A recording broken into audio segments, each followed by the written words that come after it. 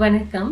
ஆப்ரகடாப்ரா அப்படின்ற வேர்ட் நீங்க கேள்விப்பட்டிருக்கீங்க இல்லையா? அதாவது இந்த மெஜிஷியன்ஸ் எல்லாம் யூஸ் பண்ணுவாங்க. ஆப்ரகடாப்ரா அப்படின்னு சொல்லி மேஜிக் பண்ணுவாங்க இல்லையா?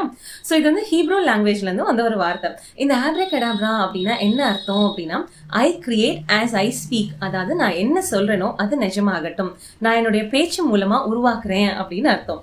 ஸோ நம்மளோட வார்த்தைகளுக்கு ரொம்ப ரொம்ப ரொம்ப சக்தி இருக்கு. அதனாலதான் நம்மளோட வார்த்தைகள் இங்கிலீஷ்ல வந்து ஸ்பெல்லிங் அப்படின்னு சொல்றாங்க. ஸ்பெல் அப்படின்னாலே என்னன்னா மந்திரம். அதாவது நம்ம என்ன சொல்றோமோ அது நடக்கும் அப்படின்றதுதான். அதுல இருந்து வந்ததுதான் இந்த ஸ்பெல்லிங் இல்லையா? சோ நீங்க உங்க வார்த்தையில ரொம்ப ரொம்ப கவனமா இருங்க. நீங்க என்ன மாதிரியான வார்த்தைகளை அடிக்கடி யூஸ் பண்றீங்க அப்படின்னு பாருங்க. அதுதான் உங்க லைஃப்ல ரிஃப்ளெக்ட் ஆயிட்டு இருக்கும். சோ நீங்க உங்க வாழ்க்கைய மாத்தணும் அப்படின்னு நினைச்சீங்கன்னா முதல்ல உங்க வார்த்தைகளை மாத்துங்க. எப்பயுமே நல்ல வார்த்தைகளை பேசுங்க. நல்ல விஷயங்களை மட்டுமே பேசுங்க. அதிகமா வாழ்க வளமுடன், நற்பவி, இது போல வார்த்தைகளை எல்லாமே நல்லதா நடக்கட்டும், எல்லாரும் நல்லா இருப்போம், என் லைஃப் ரொம்ப நல்லா இருக்கு, நான் ரொம்ப சூப்பரா இருக்கேன், இது மாதிரியான வார்த்தைகளை சொல்லி பழகுங்க. உங்க வாழ்க்கை